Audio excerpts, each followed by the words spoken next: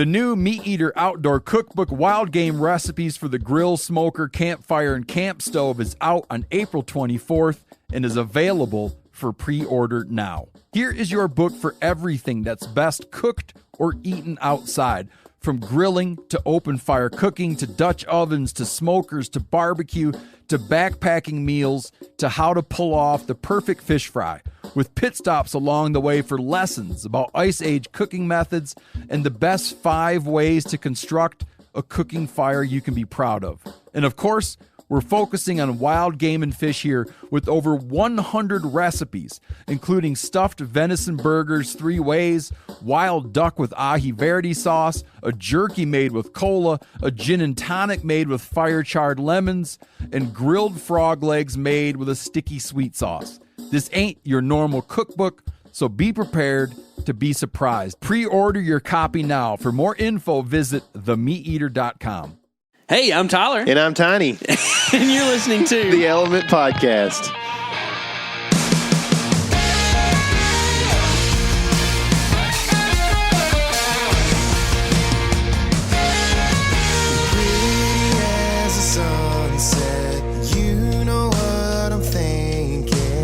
What is going on, everybody? I am not Tyler, and he's not Tiny, actually. He's a pretty big guy. Growing at a rapid rate. He's been working out and just being Mr. Fit. And I took Whitetail fit, dude. That's right. I took half my walk this morning, so I did something. It's good. We about to do a bunch of walking this next week, so I'm kind of like trying to prep my legs a little bit. I'm not done working out for the day, but that's all the time I had for this morning. I mean, you should definitely get a 3-hour workout in today. I might. Because I don't have the kiddo and you're leaving early, so dang, dude, you can actually go do something. Get that whoop on. What stinks is not stinks, but I just tend to garden more than work out nowadays. When your workout station is right next to your garden, the distractions are real strong. I tend to do the opposite and kill all my tomato plants. Have you checked on them lately? Oh, I need to grab those, don't I? Yeah. Well, I don't need to check on them right quick. I'll check on them. You can go ahead and just talk to these people. So Tyler has been hardening off his tomatoes lately. Before I go too far in the gardening stuff, guys, that's not what the whole podcast is going to be about. I know some of y'all like to rage about us for talking gardening too much. Some of y'all like it, so stick around for 5 minutes if you don't, or if you do. Tyler's been trying to harden his tomatoes off, and what ends up happening is he forgets they're out there and they get sunbaked. And they look like a 85-year-old lady from Sicily, and that's not a good idea. So we're trying to make sure that it doesn't happen to them. It happened to my squash the other day too, but it was more of a wind situation. It was like 85 and windy, which is a real good way to make squash plant jerky, and that's what happened to me. However, I love how you talk about an 85-year-old woman from Sicily knowing that there isn't one of those that listens to this podcast. That's right. Cannot offend her. And if that's your grandma, I'm sure she's sweet.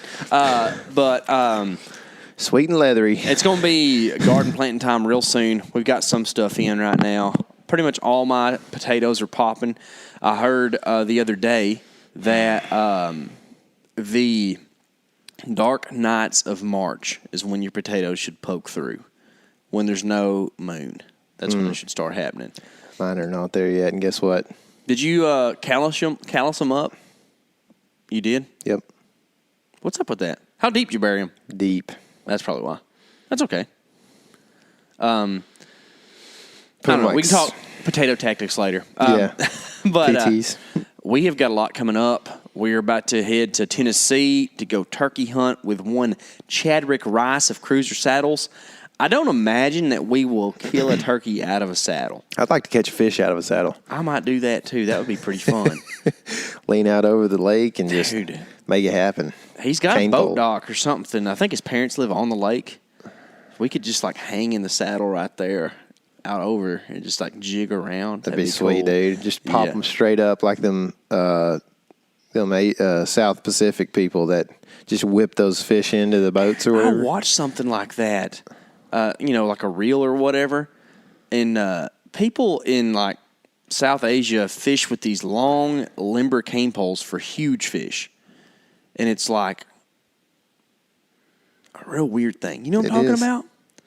I mean, are we talking about the same thing here where they whip them into the boat? No, but it's I don't know. similar to that. Like when you're talking about they're using like a really stiff rod and they're catching like 10-pound tuna and just overpowering them and flipping them up in the boat. Well, it's long and limber still. Is it? I mean, yeah, it's fair. I think they're fairly limber still, and they basically whip them back over their heads. They fly into the boat, and they come unhooked. Somehow they have a technique that brings them unhooked, and then they put it back down in there. Well, I think they're using like a, not a hook, they're using like a spreader or something like that. It's like when they put tension on it, it gets stuck in the mouth. Yeah. But anyways, no, like for fishing for like big catfish or carp or something, like they'll use a similar setup and they just hook it, and then it's like human versus fish, and the fish doesn't get to go anywhere instead of like having a reel to let line out. Yeah. Which sounds not ideal. That's all I have to say about it. Yep. Have you ever been using a jigging pole for crappie and hooked a 5, 6, 7 pound bass? I don't use jigging poles that often for crappie. Yeah. But, so, no, probably not. I've hooked, I was fishing for bluegills one time, had a bed of just like solid half pounders. I was just one after another, dude. And I hooked one time, and it, kind of did its deal where it turns over on its side and starts flipping out, and like I can't see it. It's deep. It's like 4 foot down, and all of a sudden my line just goes zzz, and basically fight this fish that I feel like is a bass. Didn't realize that the bass had a hold of the bluegill. I thought that I had just hooked a bass, and it gets out there a long ways. Anyway, I start stripping it back in, get it in close, or not close, but like 10 yards, and then it just goes slack. I'm like, dadgummit. So I start stripping it in. I still got the bluegill on there, and he's kind of shredded up pretty good, probably still alive. And when I get him close, there's a 5 and 7 pounder right behind him.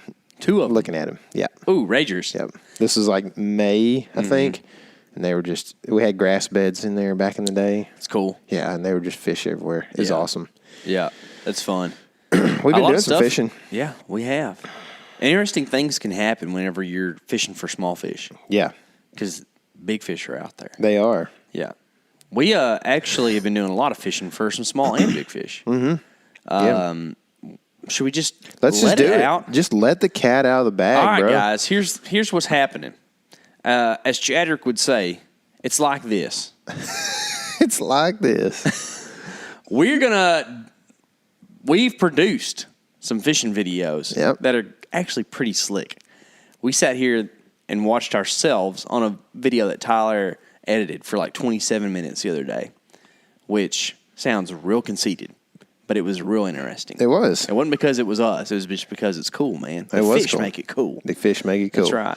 And we've been ripping the lips and wiggling our hips, hopping ponds.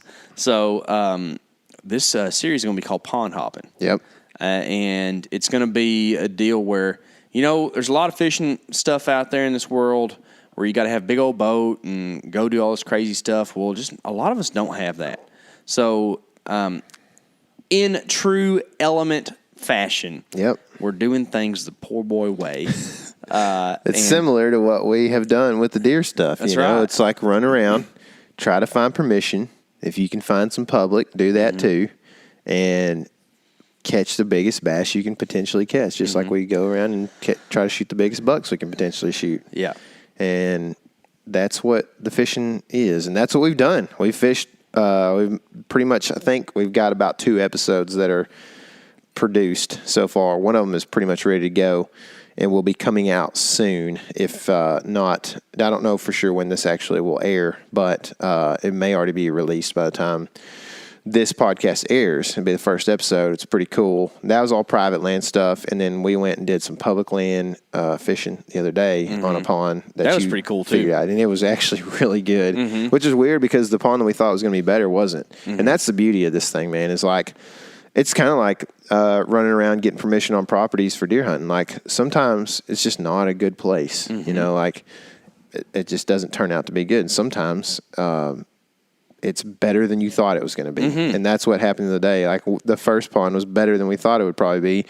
And then the second pond was worse than we thought it would be. So we've been, is proselytized, is that the right word? Like say prophesized? No, like you're you are like coming up with thoughts and ideas and have questions and answers within your own thoughts and ideas. Pontificating? Pontificating? Maybe. I don't know. Pontificating? Pontificating. That's it. So we've been here sitting thinking about this and talking about it quite a bit on the banks of these pools.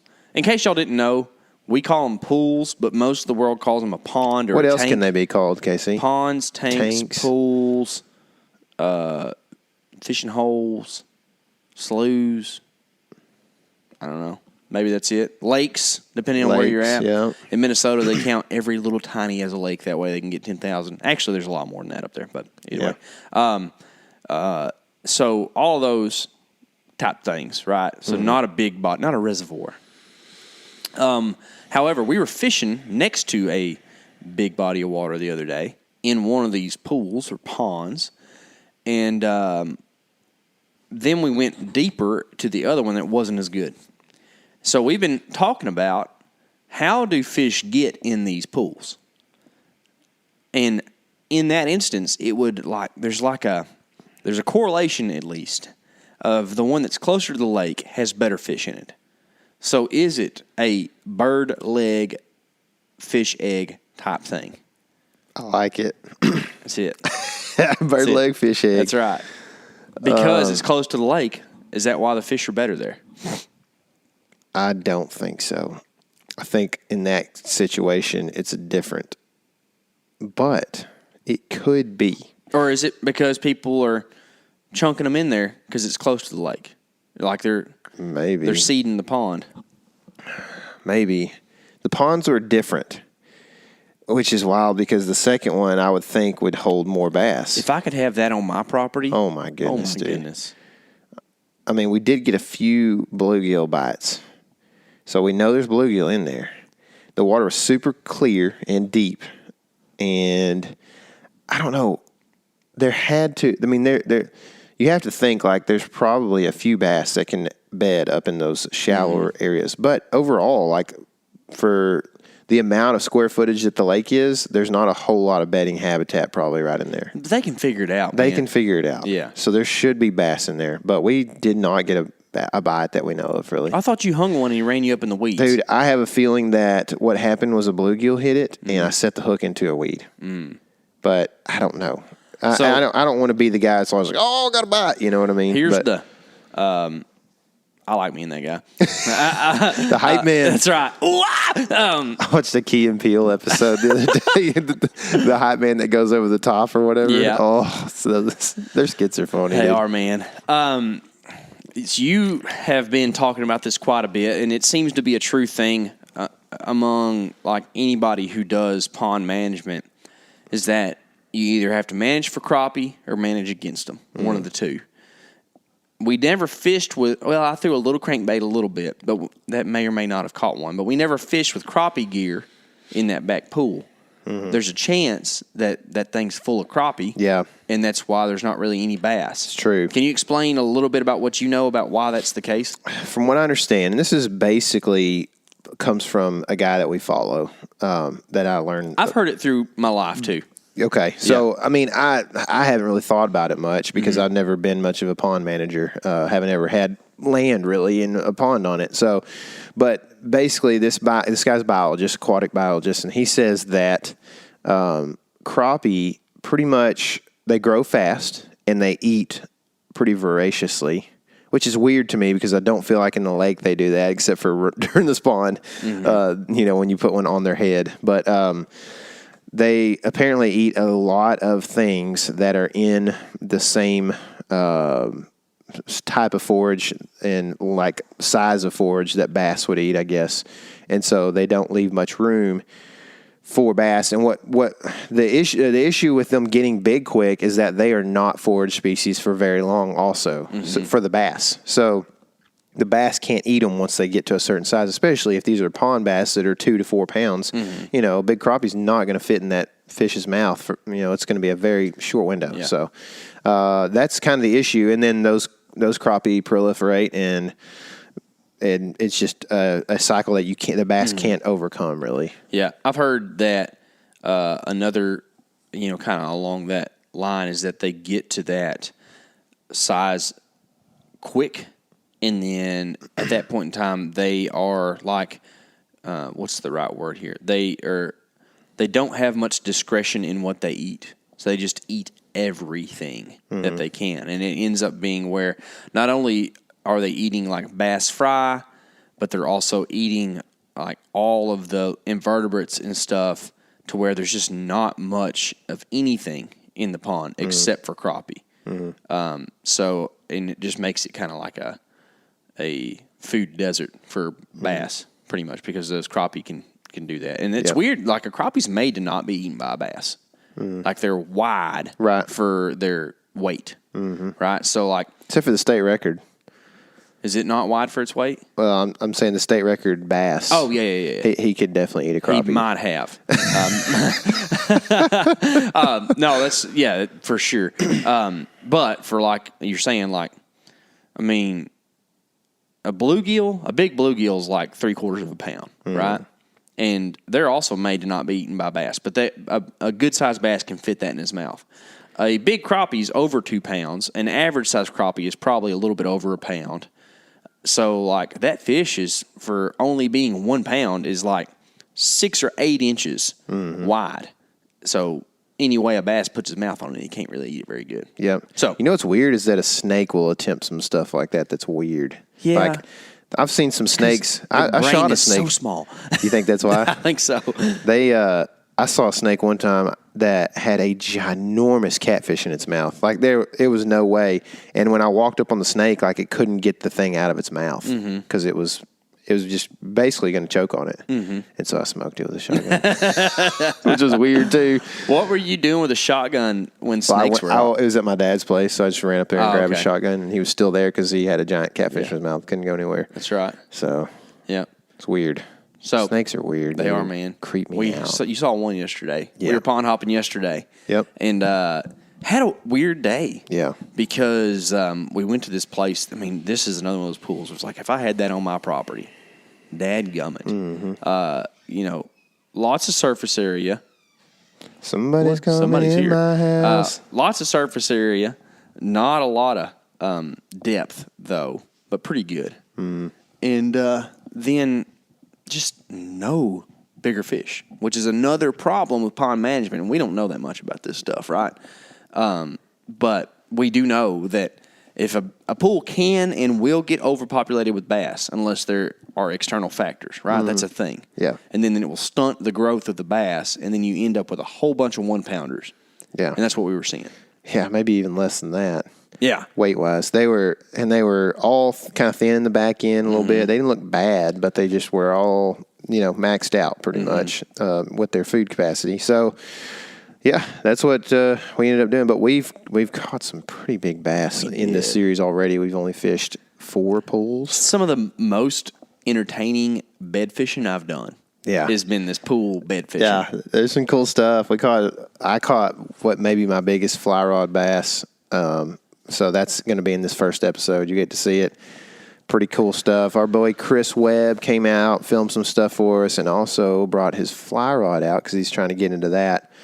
And he caught his first fly rod fish. That's cool. And it took him a while, but he got it done. That's right. There's a steep learning curve when you get the fly rod out, man. That's right. Anything past 10 foot is pretty hard. Yep. And your rod is 9 foot. That's right. That's right. Yeah. So that's it's been fun. Hopefully you guys enjoy that. Also, those are the fish that we've been catching are HAWGS. Those are hogs. We've also been doing some HOGS stuff, and we had a video that we posted recently that has gone nuts. It's real popular with the foreign crowd, the Euro crowd. Yeah, not the Euro nymphing crowd though. Right? No, not Czech nymphing. Yeah. This is the European people of the world that like to think about Russian boars and Spanish pigs, and I don't think the Euro people like us that much. I don't know what but there's their also problem some is. Americans That's that'll right. make some funny comments too. If you're a loyal follower of the Element. We could use some nice comments on that video. There are plenty, but there are. What did the guy say last night? Oh man! And let me give y'all a caveat to this thing. All right, this took a little while to learn, and Tyler is probably better at it than I am. But when you start putting yourself on YouTube, especially as your channel grows, like ours has. You got to really not pay that much attention to bad comments. But we still like to read them because y'all say nice things about us sometimes too. Yeah. So, and we want to be like talking to folks. Responsive. Yeah, exactly. But sometimes somebody says something so stupid and it just makes me mad. And that happened yesterday. This guy. I'm going to read the exact comment. Say the comment. And we're not like trying to be Karens or anything about this. And I just deleted the comment because it's like, whatever. It's too dumb to leave on there. All right. This guy, I don't even know how to say his last name. He says, stop playing Hollywood and start hunting. There's not a whole lot of punctuation here, so let me just read it kind of straight through so maybe you can understand it. I'll try to read it like what he should have said. Okay. Stop playing Hollywood and start hunting. That means 100% on the hog and 0 on the lens. Mind you, this is a guy watching a YouTube video. A hunting YouTube video. Hunting YouTube video. Hog hunting YouTube video. Wants you to not be filming. He wants you to not be filming so that he, if he was logical, could not watch any hunting videos.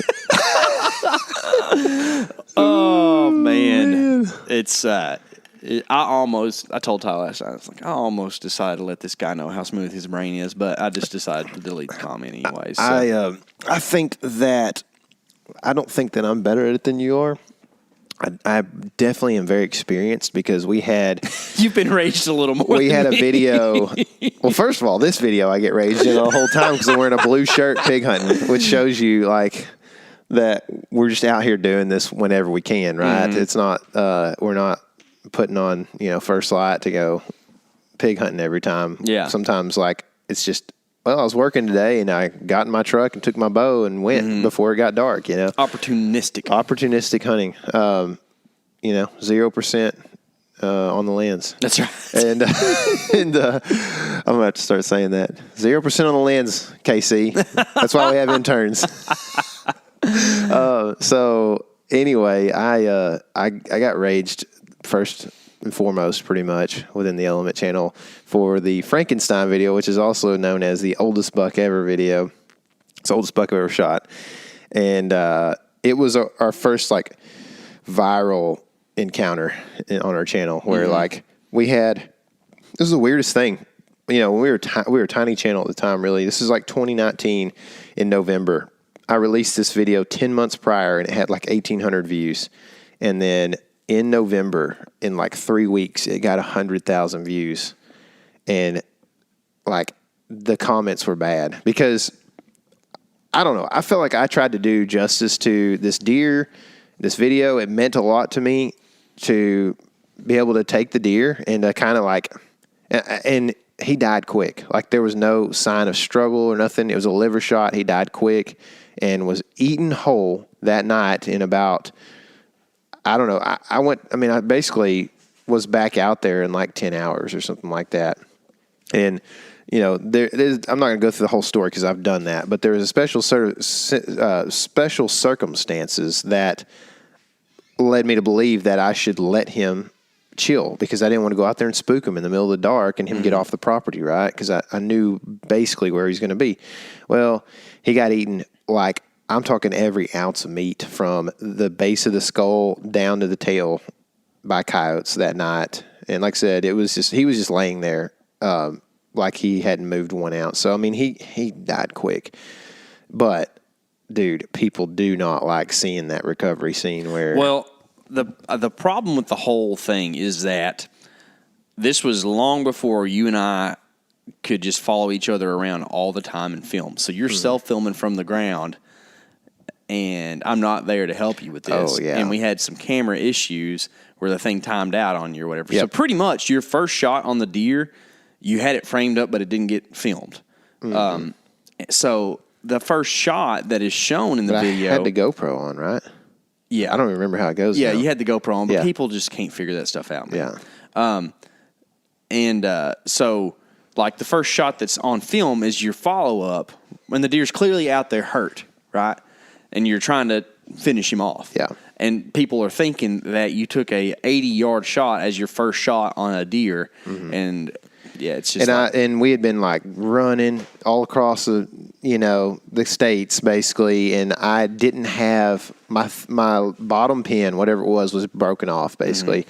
I had broken it off, and so like I had to really guess on I think it was a 50-yard was my pin that I had left was my 50 or something like that, and so I had to basically guess. I knew he was like 87 yards, and I said I'm gonna put my 50 high, and I put it, and it shot low quite a bit because I just haven't ever shot my 50 at 80, so that's what that made a bunch of people mad, that I shot an 87-yard shot with a pin that wasn't, and then there was people that were mad that I shot an 87-yard shot. There was people mad that I didn't go looking for him that night, even though they didn't have a clue the circumstance. There was people that were mad that, and here's the deal. It was like, I've had people reach out to me and say, like, they people don't trap anymore. So coyotes are an issue when it comes to this stuff across a lot of states, you know what I mean?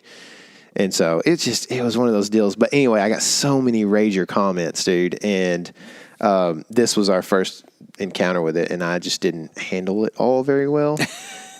I need to make sure that I don't have any dumb comments out there anymore, probably. But like, I'm not saying I got real ugly, but I was probably snarky and more kind of sarcastic than I should have been, probably, and that doesn't really solve any issues. So I'd like a chance to respond to those in a better way, if at all. My favorite thing to do on YouTube, and I don't do it anymore because people figure it out, but is to go on like one of my alt accounts and then like hype the person up who's being dumb.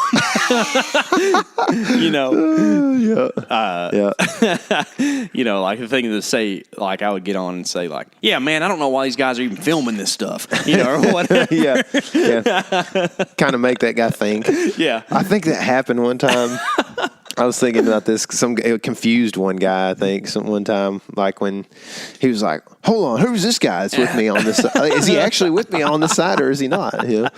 But, I don't know. That was the first time we really had to deal with this. So I've had a lot of that over the years. That video has since calmed down quite a bit, but it still cranks, And now we just have to deal with the fact that, French people don't love the way that we hunt for hogs, I guess. So French people probably don't like the way that we hunt just because they don't hunt there. What does Uncle Ted say? You can't do this in France. Does he say that? Yeah. That's funny. Yeah. That's good stuff. Not nearly as free, are they? No. Freedom fries. Which, I mean, one thing you love is how free America is, right? That's right, man. So many taxes. Freedom don't come free. Which is such a dumb statement. Well, whatever. Anyway, speaking sorry. of K.C.'s. Oh, if y'all only knew. So I'm looking at a box over there. Are you? Yep. And getting boxed in? Box Can you up. explain that joke? I don't know it. I don't understand. For Hunter? Yes. I think he just said it one time. Gonna box him up. I thought it was saying, because like whenever we posted a South Dakota buck, I tag everybody around so that like if you see, like you click on it to see who's tagged, you can still see the dude and the animal. And I thought that's why he said boxed him in or something like that. I think it's just like that's his way of saying I'm going to kill him and take him home. It's weird. Yeah. I like it. That's good.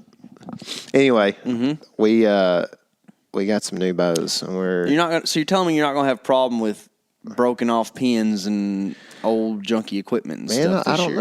I don't know. Hopefully not. I won't have old junky equipment. Might have new junky equipment. I don't know. Never shot one of these bows, but I'm excited to. Yeah. And you have? Well, I have actually. Yep, I shot one bow one time with nothing on it but a rest. Mm-hmm. And Tyler hates that. I do hate that. And I actually really thought it shot pretty daggum smooth, which it was surprising. I'll say that. So we won't tell you what brand this is yet. Oh, but we will tell you at some point. Yeah. We're not supposed to say anything about it yet. So. All right. then Anyway, if that's the case. but I just wanted y'all to know we got some new bows. We're going to be working on new bow video content this spring and summer, and we're going to just show you some of the stuff that we've got going on. We're going to be shooting some ZMR arrows. We're going to be shooting potentially some new broadheads. And I'm potentially going to be shooting 2 different arrows this year, at least 2. Are you? Potentially, yeah. That's I cool. guess I'm probably, so it depends on draws, but I should draw a hunt that I may need to shoot a slightly lighter arrow just to help myself with like last minute long range shot potentially. Hey, I put in, so continue on what you're saying. That's kind of where I'm at, yeah. I put in my specs for what this bow I think are going to be. And on the ZMR, it's fit me out a 447 grain arrow. Is that the arrow with the broadhead? Mm-hmm. Really? Mm-hmm. Mine was like 515 or something the other day. What weight are you shooting? 70. 70, yeah. Yeah. Huh. I think you should try it again and see. Which Tried it a couple I don't want days to ago. shoot that light, personally. Yeah. But out west, I can see where it's handy. Mm-hmm. You know, because if you're off 7 yards on your range, you're still probably going to kill. That's the hardest thing, dude, is like really ranging in open country is the hardest thing. Mm-hmm. It doesn't matter if you're up above tree line or out on the plains or like you could be in the back of my pasture here stalking a deer. You know, like if you're trying to range in a grassland habitat, that is difficult sometimes because Flat on the ground. you got to get up above the grass to get a range a lot of times. Or if you just think you're going to range big old grass that's sticking up, It's tough. That is probably not going to happen, you know. Or I'm just not going to feel confident about that being the actual range. I like yucca country. You can bounce off That's of yucca what we did. real good. That's what we did this year with my buck. Yeah. I ranged a yucca that was like 10 or 15 yards to the right of him, basically, where he was bedded. And so I knew, and I kept ranging it just to make sure, you know. But I ranged it, and I was like, "That's right there at 50, man." And so, and that's actually, I think, what Eric focused on too was the yucca, so that when he stood up, he was pretty much nailing focus. That's sick. Yeah. So yeah, that's a tough thing to do, man, is in that open country. But it's so weird because like every once in a while you'll be in open country and it's the easiest thing ever because you're like hidden and you can just range the animal and shoot it. Mm-hmm. But most of the time it's like I got to like try to stay lower than grass and still get a range. Yep. It's real tough. Yep. One of the things that I do a lot of times in that open country is I try to figure out, like, especially if you got bedded deer and you got a spot you're going to stalk to and you know, like you can see like kind of some defining features. Mm-hmm. You can actually get on X and use their little line distance tool or whatever and figure out, and you did that, I think, in Kansas, Yeah, right? I did on that stalk. I used the Onyx stuff. So first of all, I used Onyx to mark the deer from where I thought he was at. And that was actually one of the hardest things I've done because that country is kind of featureless. Mm-hmm. And it was very difficult to figure out which like little draw in the open he was next to. You know what I mean? It was tough. I spent a lot of time doing that, but I actually did nail it. And then that helped me as we got closer. We're just walking down the middle of this draw, and I can look at my map and be like, oh, yeah, he's still 200 yards or whatever. And then eventually, like, I was like, oh, he's like 100 yards. So when we come up over this thing, we're going to have to crawl for sure, you know. And that way you know, which his antlers are so big and so wide. Like, there was no way to miss it if you came up, you know. But the thing is, we were working into the wind, so he was looking dead down at us pretty much. So you didn't want to peek up over and see his antlers because then you were seeing his eyeballs too, you know. So, but yeah, I definitely use that, and that is a handy thing for sure. It works pretty good too, which is pretty cool. The only thing, and I think I talked about this recently, or maybe in the last podcast, the only thing that I struggled with in that situation, not the only thing, but one thing I can think about that I struggle with in that situation, was I have a dual caliper Cobra, which I really like. In a tree stand, it's awesome most situations. But on the ground, like I'm not just like clipped on waiting for this deer to stand up for 45 minutes. You know what I mean? So when I did have to sit up and then clip on, you want to talk about freak out mode, dude. I'm talking. And so, like, I think what I'm potentially going to do this year is get Jake at Cobra to send me it's the Moment that you shoot. It's got the single, it's his hook style. Gonna be a hook, boy. It's a hook. So I'm going to be hooked. That's right. I think I'm going to shoot the hook release, or I'm going to try it this summer with the new bow and see what I think. And I imagine it'll be just fine. I bet you'll like it. I bet I will too. Because I came from a... Talk about why that's easier than a dual caliper. Yeah, so I shot a dual caliper all my life, like most of us probably started out with, because it's what you could find at Walmart, right? Mm-hmm. Jake likes to say this ain't your daddy's Cobra. I think is what he likes to say, because Cobra, he bought it I think 9 years ago or something like that. So a dual caliper, you pretty much have to look down there to get it on there. Because you got to, like, find the D-loop. And he does have a pinch to close now, though. Yeah, which is cool. It is cool. I actually used to do that with my old dual caliper, too. But you'd have to, like, pinch the end of it, pretty much, and then use your middle finger to flick kick the... Yeah. Yep. Anyways, you have to pretty much look down and get that D-loop inside of those. Now, with my hook release, I put my finger on the trigger. I put my thumb on the opposite side of the release, like where the mechanical part is, right? And then there's just a hook sticking out in front of it. And then I take the tip of my thumb, run it down my bowstring until I feel the D-loop, and then just kind of just hook it in there without even looking. Yep. And it's literally happens in less than a second. It's cool. I'm going to definitely practice it. Every year I intend to shoot as few deer from the ground as possible. But sometimes you get in that situation, you know what I mean? You shot 2 deer for sure from the ground this year. Did I? South Texas. South Texas one, yeah. Mm-hmm. And then South Dakota, tree, cruiser saddle. Colorado's tree, cruiser saddle. Nebraska's a tree. That feels like 3 years ago. I forgot Nebraska was last year. Yeah. So you shot just those 2 deer, which y'all will. Bro, we've talked about that. By the way, your drink cup is about to spill down there. Oh, thanks for telling me. Yeah. But we talked about that hunt already, the South Texas hunt one, right? Yeah. Y'all might get to see that come out later in the summer or something. Yeah, we're going to put that out later this summer. So it's a cool video. Which is the exact situation you were talking about, or we've been talking about with the ranging on the ground thing.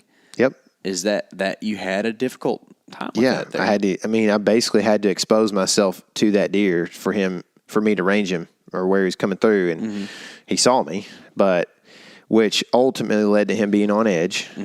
Instead of just, going his own way, I had to get up above the grass. He sees me, and he kind of is doing that whole, like, I'm going to look, then I'm going to take 3 steps, and I'm going to look.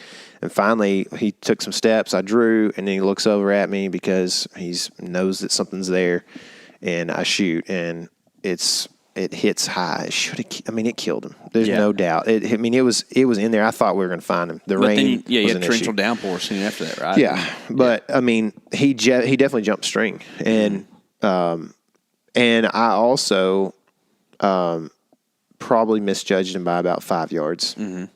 So at distance, that's a decent amount, and you add the jump in there. So yeah, that's the things. Those are the things, and this is stuff like, I don't love having to put that out there, having to talk about it, because I don't love that happens at all. But this happens to a lot of guys, and a lot of you out there right now are listening going, yeah, it happened to me last year, And then there's the dudes that are really self-righteous that think that never happens to them. And here's the deal is, like, it didn't happen to me a whole lot growing up, but I shot a lot of deer at feeders. You know what I mean? And so... known distance. The exact calm deer. They're feeding, like... And they're not only known distance, but they're 20 or 25. And that's like... If you're smart. Yeah, that's right. Yeah. Y'all's were. Yeah. And so, anyway, it just makes it efficient, which is not a bad thing. I'm not, I'm not saying that... Fishing. In fishing. Makes men fishing. In fishermen. But I definitely... And I'm not even opposed to doing that now. But I'm just saying, growing up, that's what I did a lot. And now, because I have... been such a dreamer am so poor these days.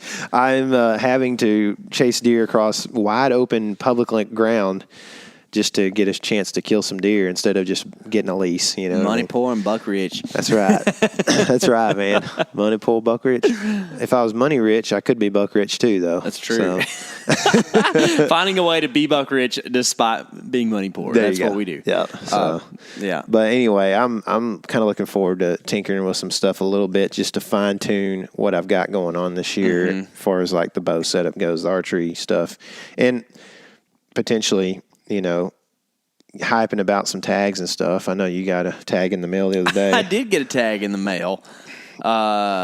We teased this here a while back, right? I don't know. I think so. All right. Did I tell everybody really what's going on here? I don't think so. Okay. All right. This is exciting, y'all. It's exciting. So I'm just going to take it easy. I received an Arizona elk tag in the mail. Dadgummit, dude. We're going to Arizona. Gonna be just hanging out in the palm trees and shooting elk. That's right, dude. Hope so. Is it palms? No, I just feel like there's oceanfront property in okay, Arizona. Gotcha. April Fools, right? No, this ain't no April Fools, guys, after Arizona elk tag, so this is about to be real crazy. Dude, how many bugling bulls are going to be coming in? A lot. As many as want to. As many as they want to. That's right. Isn't that right? I think so. I think that, and this is a pretty good unit.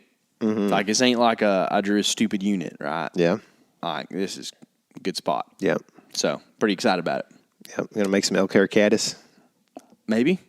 I've never tied a fly with elk hair that I have shot the elk from. Yeah.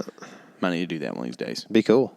It would be cool. I've tied some deer hair flies with deer I've killed. Yeah. Lots of clousers. If you're a fly fisherman and you're not saving your deer tails, you need to be. Because especially if they're from like north of the Mason-Dixon. Yeah, buddy. Yeah. Texas ones don't make great, but them like that South Dakota tail, I was like, man, this is a cool buck, but look at that tail. Yep. It's crazy, dude. I know. That's a real flag. It is, man. They flagging them in. Yeah. So speaking of deer, are you doing anything in April to really prep for deer hunting next fall? Excluding element business, right? Yeah. Yeah. I mean, I like to fish this time of year, frankly. Me too. But this is straight up map season for me usually. So I spend a lot of time daydreaming, and you and I have this talk pretty often where we spend like 15 minutes on the map and we're like, is this worth it? Yeah, is this worth it? And we had this talk the other day about a state, and I was like, yeah, I think that within the next 2 or 3 years, I will be hunting whitetail here, or in this state at least, so it's worth spending the time. It was Alaska, by the way. Yeah, Alaska. We're going to hunt those, them blacktails or whatever they got up there. So, anyways, that's probably, if I'm doing something, it's maps and thinking about where we're either going to go this year or in the future, and then correlating that with everyone's favorite thing, DNR websites.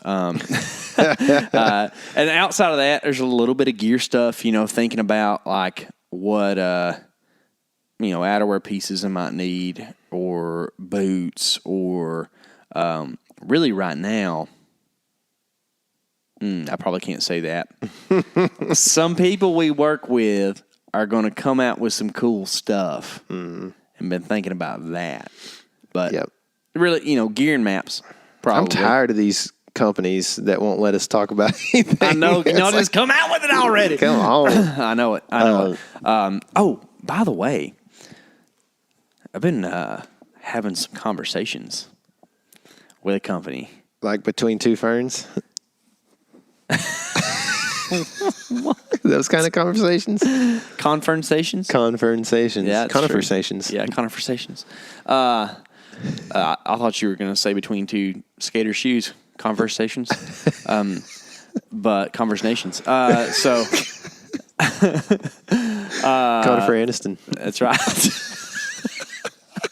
So y'all hate us, I know. These people are clicking off in masses right now. Yo, Element Boys might be designing a mechanical broadhead right now. Dang. Just what I'm saying. That's cool, I'm man. just going to say that, guys. That's cool. And if you want to make mechanicals great again, you can via purchasing a shirt. Tyler, where'd you get that shirt you got on right there? Man, I got it for myself. I got it from theelementwild.com. That's cool. It says make you had to mechanicals go order great. your own shirt and pull it from your own inventory, which is kind of true. Anytime we take one of our own shirts, we have to take it out in inventory. But it's a cool deal. Yeah. Many of you guys know Parker McDonald. He designed this for us, which is very kind of him. Yeah. And anyway, we wanted to give people a voice that don't feel like they have a voice, and that's what we did with the shirt. That's such a good political line, dude. The people that have a voice tend to be a single bevel, 6,000 grain Arrow broadhead Did you shooters. see I put on the story the other day? Yep. And that was off of that. There's a Facebook group called Heavy Arrow Hunt Club, which is kind of funny because there's it's probably a minority, but not like tiny minority. But there's a minority of guys who realize that it's a little excessive, but whatever. Mm-hmm. You know what I mean? Mm-hmm. So yeah, and that's kind of the thing is like these people get real high on their horse about what broadheads they shoot, and namely that's fixed blade. And because some guy who sells a lot of fixed blade broadheads said something, and they think he's cool and he's killed some stuff, then that's the way it is. And they haven't done any testing of their own. Mm-hmm. And so I just wanted to give people like our boy Chris Webb or myself just a voice, and say like, look, I understand that what you do is effective for you, potentially, or maybe you just are on the forum all the time and you don't actually hunt, but there is another way to kill deer. Mm-hmm. And I'm not saying that my way is the best, but it works good for me. Mm-hmm. And I like it, and I've killed some deer with it. I'm not saying it's not going to fail, but then again, there's a potential for your bleeder blade to break off too. So there's a potential for your bleeder blade to just not do what it's supposed to. That's right. Flashback a la this year, KC shot a deer where it should have killed him with a very, very, very popular fixed blade, mm-hmm. and it didn't kill him. Yeah. And it's wild. It would have. Double lunged him, but it did not do a very good job. You saying then he didn't bleed from the bleeders? He did not bleed from the bleeders very good. You, a few days later, shot a giant buck with a mechanical, and he died in sight. And it didn't hit him till it was 50 yards down range, and it still went all the way through. That's right. So that's why I shoot a nice, heavier arrow. Yeah. That's the thing, man. And I actually had this conversation with the engineer, and he said everything I said made sense, which is he's a nice engineer because they don't like to say that very often, right? So energy and momentum are different. Energy is a constant pretty much no matter what bow, what speed, or whatever you're doing. Momentum can change because they have different factors, okay? And they are separate from one another. Your momentum is what is important to push an arrow through something, mm-hmm. right? Because energy is only worth something if it's transferred, if that makes sense. Like, mm-hmm. I can punch the air and that's not doing anything. Mm. But if I punch a guy's face, which I don't do very often, unless they comment on YouTube or something stupid,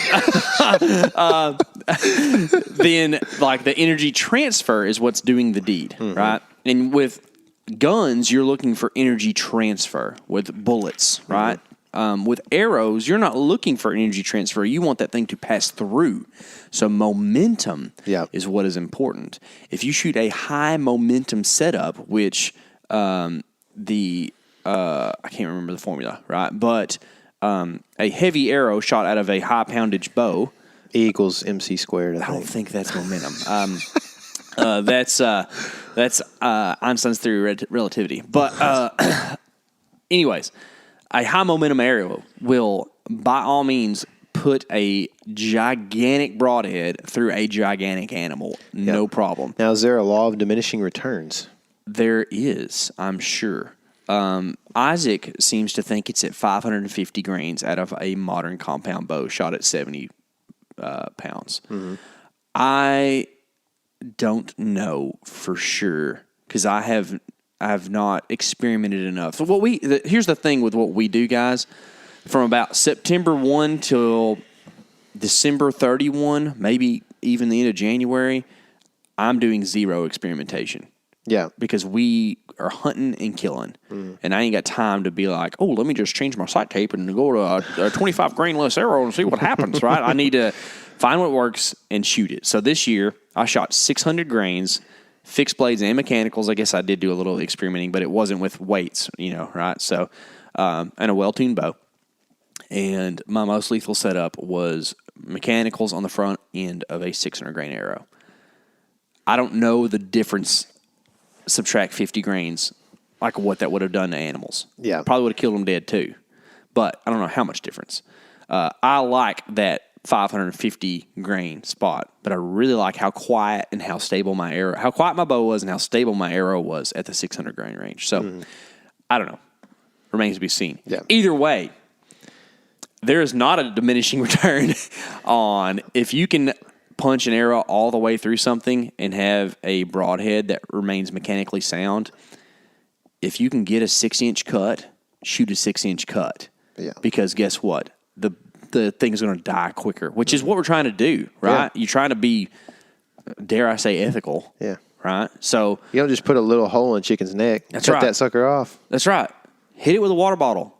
Kill it dead. That's another story for another time. But, it's all well and cool that your broadhead penetrates, for forever, but it's got a 7/8 inch cut. Dude, you finding that thing 3 coulees over. You know what I mean? Like, do something that's going to do some damage. And a lot of times that's the reason that's the case, too, is because it's about near impossible for a human to shoot a projectile that is a fixed blade that's really, really big and have good arrow flight. The thing that people don't understand, and I'm sorry, I'm kind of tirading right now. That's all good. But the thing that people don't understand is that this is all well and good. Tuning your bow is super important. Having an arrow that spins true is super important. All that stuff. That actually isn't as important as people think it is, but whatever. What you cannot control is human error. We all are in error, right? Because we are human. It is the human condition. So you're going to have it.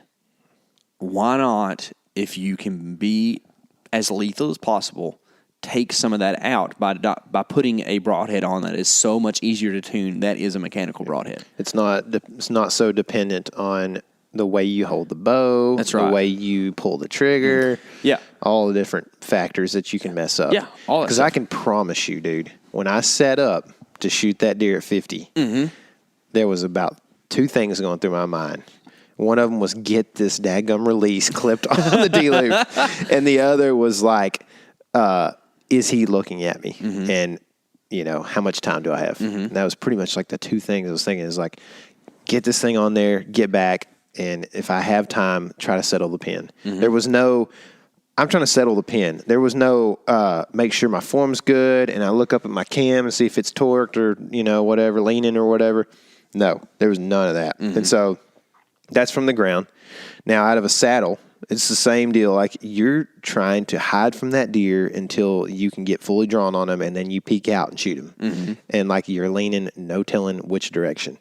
Same deal like you're talking about is like, man, you just don't really have time in a hunting situation most of the time to do that, to think about all the different forms, especially when you grunt stop the deer, or whatever. Now, there are situations where you could potentially do all that. And there are situations where you practice enough, like guys are yelling at me right now, like, just practice enough and get your form right. And it's like, okay, well, that's fair enough, but there's still conditions. There's weather conditions. There's wind. Like, if the wind is blowing across your bow, there's a good chance there's some sort of torque in your hand. You know what I mean? It doesn't matter how solid you're holding it as compared to every other time you've held it. Like, there's some sort of torque there. And my thumbs are going to torque it for sure because I got weird, disposable thumbs. But yeah, so anyway, we're going to do some shooting though this summer. We got everybody's favorite Eric Gentry is moving down to Texas pretty soon. Actually, we're going to be on this turkey hunt with Chad whenever it is, and then Eric's coming to Texas from there. He's going to move down here, and we're going to be putting all kinds of cool video stuff together with him. And then he's going to be feeling just a lot better with his vitamin D intake that he's going to have because it's still snowing up there where he's at. And he's just going to become even more everybody's favorite, man. That's right. Your long-haired, red-headed cousin. Brother, as yeah. people like to say. Brother. Are y'all brothers? I don't know if y'all know this, but people have asked Eric and I if we're brothers like 4 different times. Yeah. Which I may have talked about this on podcast, sorry, but like, what a weird question. Yeah. Does you like just walk around in crowds and be like, "Hey, y'all brothers? What's the matter if we are?" Like, why do you want to know the answer? I know. Is that like what is the point? Yeah. I don't know, man. It's like, strange. If I see a guy and like a dude that's like 8 with him that looks like him, I just assume. I don't have to ask him, like, is that your son? Yeah, exactly. You know what I mean? Yeah, what a weird thing. It's like, you go to a conference and like, you're wearing a suit jacket and a button up, and then there's a guy wearing a suit jacket, button up, and a tie. Do you go up and be like, is that your boss? Like, why? Why would you do that? I don't know. It doesn't matter.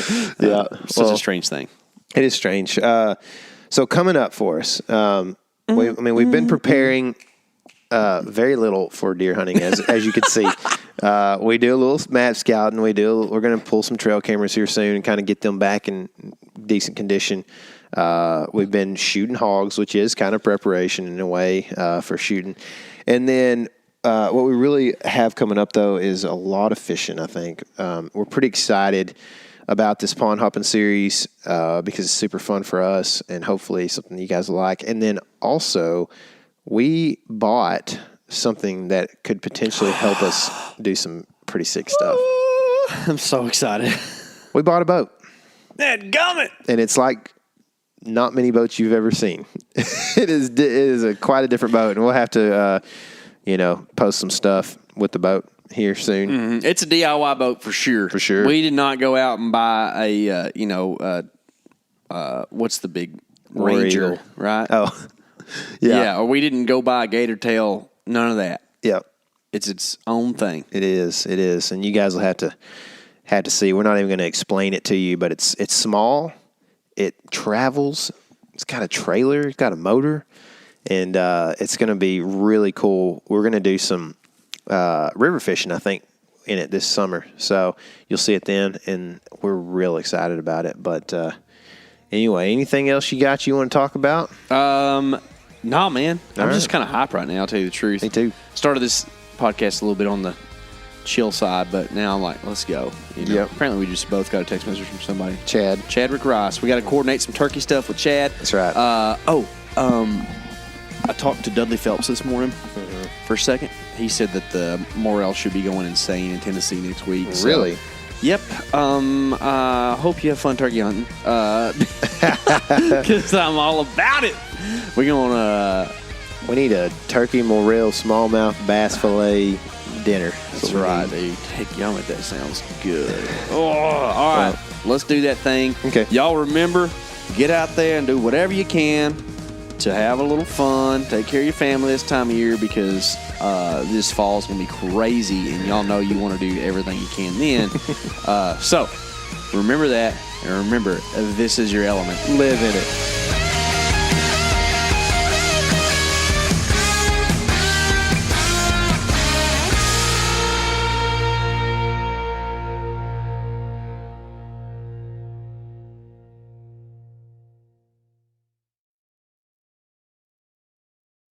The new Meat Eater Outdoor Cookbook Wild Game Recipes for the Grill, Smoker, Campfire, and Camp Stove is out on April 24th and is available for pre-order now. Here is your book for everything that's best cooked or eaten outside. From grilling to open fire cooking to Dutch ovens to smokers to barbecue to backpacking meals to how to pull off the perfect fish fry, with pit stops along the way for lessons about Ice Age cooking methods and the best 5 ways to construct a cooking fire you can be proud of. And of course, We're focusing on wild game and fish here with over 100 recipes, including stuffed venison burgers 3 ways, wild duck with ahi verde sauce, a jerky made with cola, a gin and tonic made with fire-charred lemons, and grilled frog legs made with a sticky sweet sauce. This ain't your normal cookbook, so be prepared to be surprised. Pre-order your copy now. For more info, visit themeateater.com.